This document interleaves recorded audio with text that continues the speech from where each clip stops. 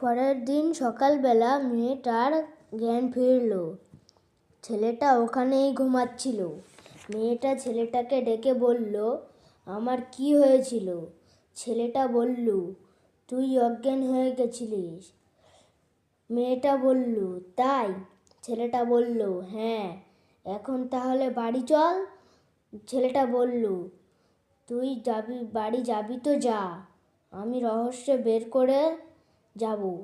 আর হ্যাঁ, আমার বাড়িতে বলে দিবি যে আমি বাড়ি যাব না আজ। মেয়েটা বলল, কেন?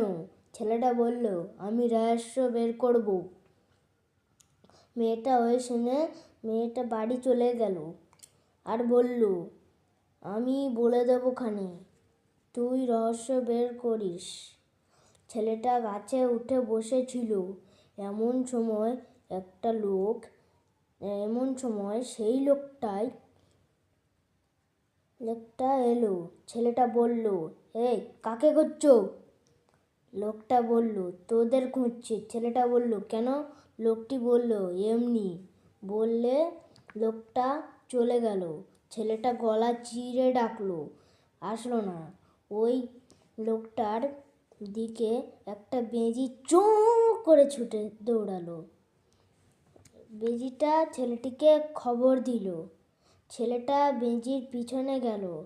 বেজিটা একটা বাড়ির কাছে এসে দাঁড়ালো। ছেলেটা বুঝে গেল। ছেলেটা একটা মশাল নিয়ে বাড়ির পুড়িয়ে দিল। তারপর লোকটা বের হয়ে এলো। তারপর ছেলেটা পায়ের দিকে তাকালো। ছেলেটা অবাক হয়ে গেল, দুই পায়ে আঙুল নেই। ছেলেটা তারপর বলল, যে একটু মাছ ভাজা হবে? ভূত বলল, হ্যাঁ হবে। তাহলে বাইরে নিয়ে আনো। ঠিক আছে, আনছি। এই বলে সে মাছ ভাজা আনলো।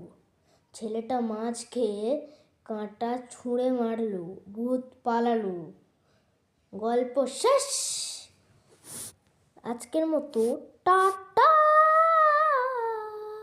আর হ্যাঁ, সাবস্ক্রাইব আর ভিউ বাড়াতে ভুলো না যেন কেউ।